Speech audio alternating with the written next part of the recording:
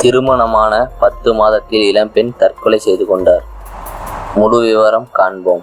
திருப்பூர் மாவட்டத்தில் ரிதன்யா என்ற இளம்பெண் வரதட்சணை கொடுமையால் தாங்க முடியாமல் தற்கொலை செய்து கொண்டார். இச்சம்பவம் தமிழ்நாட்டை உலுக்கியது. தற்கொலை செய்வதற்கு முன் ரிதன்யா அவரது தந்தைக்கு வாட்ஸ்அப் மூலம் அனுப்பிய ஆடியோக்கள் பெரும் பரபரப்பை ஏற்படுத்தியது. இந்த நிலையில் திருப்பூர் ஃப்ரெண்ட்ஸ் கார்டன் பகுதியை திருமணமான 10 மாதத்தில் இளம்பெண் தற்கொலை செய்து கொண்டார். அச்சம்பவம் அதிர்ச்சியை ஏற்படுத்தியுள்ளது. திருப்பூரை சேர்ந்த பிரீத்தி என்ற பெண்ணிற்கும் ஈரோட்டை சேர்ந்த சதீஸ்வர் என்பவருக்கும் கடந்த ஆண்டு செப்டம்பர் மாதம் 15ஆம் தேதி திருமணம் நடந்தது.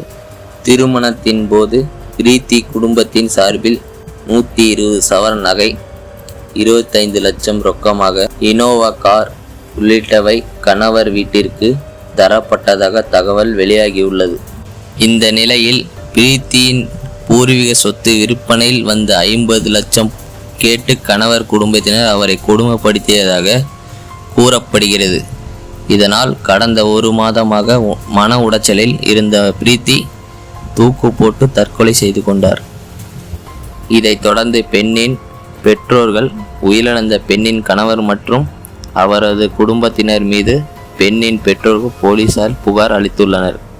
இதை மேற்கொண்டு விசாரிக்கும் காவல்துறைகள். இது போன்ற குற்றங்களை குறைக்க எந்த தண்டனை சரியாக இருக்கும்? கமெண்டில் கூறுங்கள் நண்பா, நண்பீஸ். தேங்க்யூ ஃபார் வாட்சிங். Like, subscribe, share. Thank you for வாட்சிங்.